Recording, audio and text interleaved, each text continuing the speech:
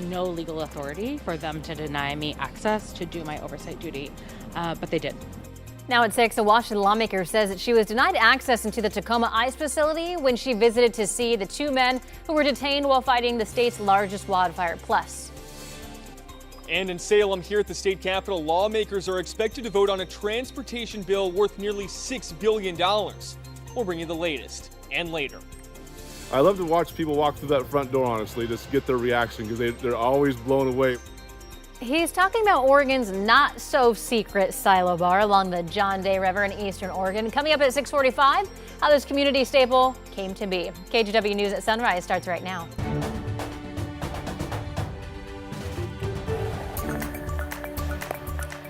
Good morning, and thank you for joining us on your Monday. I'm China Green. It is 6 o'clock, and it is Labor Day, and Yes. it's just Rod and I in the house today. By the way, China, I want to see the silo bar along the John Day River. Oh, we got that for you. That looks really cool. All right, good morning to you. We have a good day coming up. We do have our typical morning clouds both up and down the coast and the valley this morning. Not expecting any moisture from the clouds, and most of us, especially here in the Inland Valley, we'll see afternoon clearing, or maybe some clearing before the afternoon hours.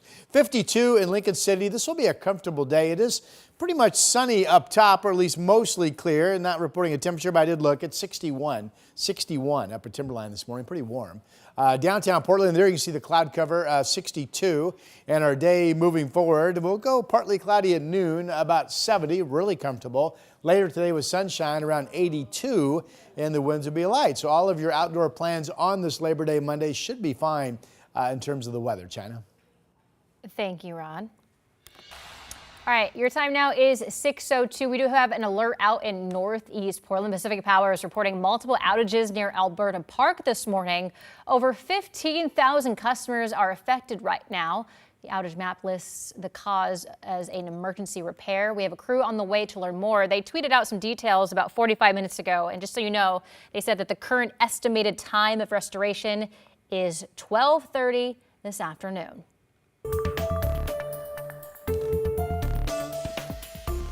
Oregon lawmakers could vote on a transportation bill today worth nearly $6 billion. A Democrat-led bill on the table would save hundreds of jobs and give money for road maintenance, but also increases taxes. Sunrise reporter Thomas Schultz is live at the state capitol. Thomas, what more do we know here?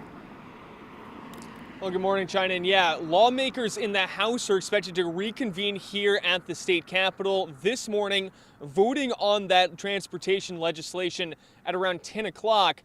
Then members of the Senate are expected to do the same later in the day. Yesterday, lawmakers across the aisle heard people on both sides of the issue. Some say the passage of the bill is key to their way of life, though others say the extra taxes increases hardships. I am blind, and transit is not just an option for me. It is the key to my independence. I use it every day to get to work, shop, to get to medical appointments. We are not a money tree that when you decide you want more money, that we have to struggle harder or make cuts to our lives to fill your wants. The bill put forward by Governor Tina Kotek is about half the size of an original proposal by Democratic lawmakers. On Friday, Democrats called this a stopgap bill, not a full fix. And while ODOT workers sounded the alarm about what could happen if the agency is forced to cut its workforce, state Republicans say Oregonians can't afford this bill. This proposal is about the growth of government and advancing an agenda that is a lot of stuff other than roads. So we need to have them listen to Oregonians and reconsider the direction that they're taking. Now, this special session was expected to start on Friday, but was delayed multiple times. Once again, members of both chambers here, the Senate and the House, are expected to vote on this legislation a little bit later today. China.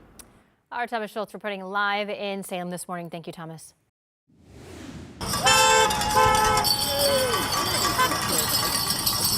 Over the weekend, protesters from Indivisible Justice for All lined the sidewalk outside Clackamas Town Center Mall, speaking out for workers over billionaires. Rally organizers say that they are speaking against recent federal cuts to essential programs and what they consider a tax on immigrants and working families. A spokesperson for the group says that they want to keep growing these rallies until the government can't ignore them. Just like in the 60s when I was growing up, It's the protests that change things. It feels to me like the powers that be in America right now have lost compassion. They cannot, it's gone. They can't find it, and we need that compassion back. More and more we're seeing people from different groups, not just Democrats, but lots of independents, and we're beginning to see Republicans here as well.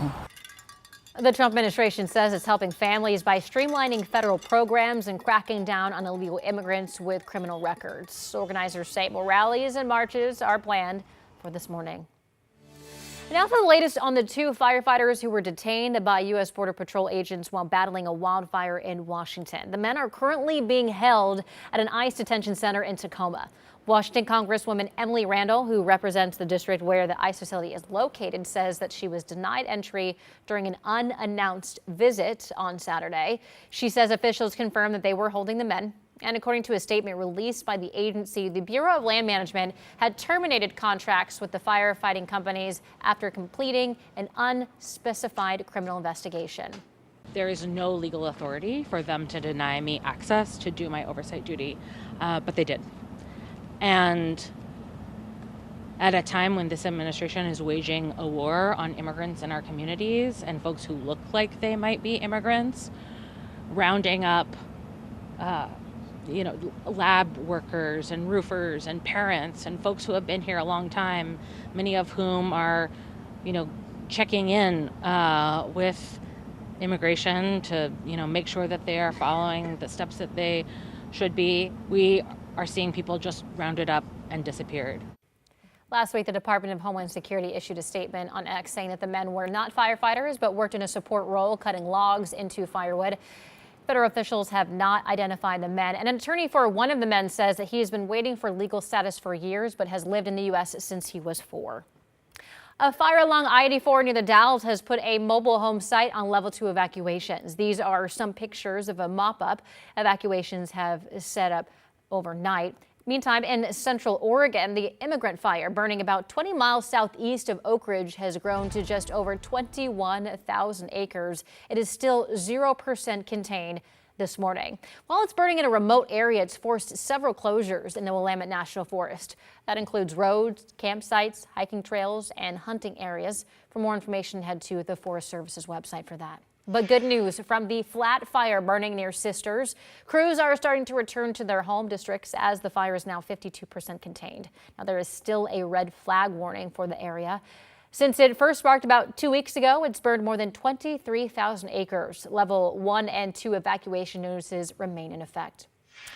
Over in Lebanon, crews extinguished a brush fire on Sodaville Road. When crews got there, they found brush and trees on fire there.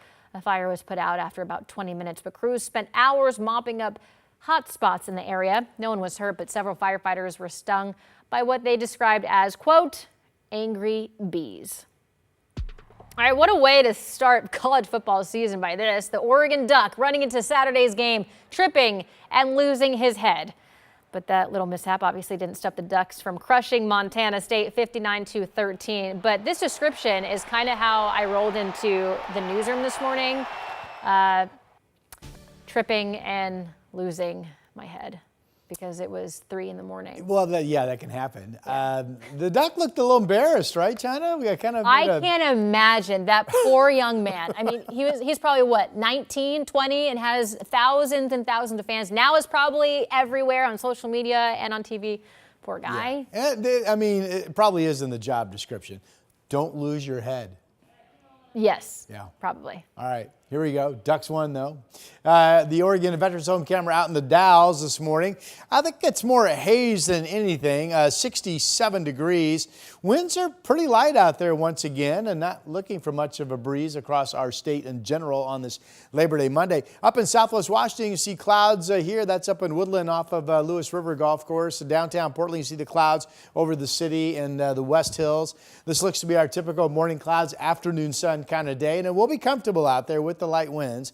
Here are the temperatures. No weather-related concerns out the door this morning. 59 in Hillsboro and Sherwood. Battlegrounds at 59 degrees. Our state capital. Good morning, Salem. 61 for you. And down in Lynn County, Albany is at 58 degrees this morning. Our temperature march through the morning hours. This shows us potentially still in the 60s at noon. And if that's the case, this is the modeling showing that the low cloudiness takes a while to get out of here. Eventually, sun is coming, and I think we'll warm up to about 82 or so, which would equal yesterday's high temperature. Here's the map. It did remain overcast up in Astoria yesterday, so it's another day that we're calling for afternoon clearing at the beach, but maybe not everywhere. Now, temperatures will be back up to where they've been the last couple days. That's generally low 90s in Central Oregon, Pendleton the same, LeGrand a little bit warmer at 94 and 90-degree temperatures down into Burns. Here's our 7-day. 82 today, clouds to sun, really a nice Monday. All of your outdoor plans on this holiday are a go. We'll be near 90 the next couple of days, and I am including a thunderstorm threat on Wednesday and a thunderstorm threat that I'm watching on Saturday right now. And that's your first 7-day forecast of September. September. Yeah. Thank you, Rod. Hey, your time now is 6:10. We have alert for you out in northeast Portland. Pacific Power reporting multiple outages near Alberta Park this morning. We're told over 15,000 customers are affected right now. This is a live look from northeast 15th out in Alberta. Don't know what you're looking at? Neither do we, because it's dark out there. Traffic lights completely off. Outage map lists the cause as an emergency repair. Expected time of restoration is about 6 hours from now at 12:30 p.m. Hopefully crews can get it restored before then.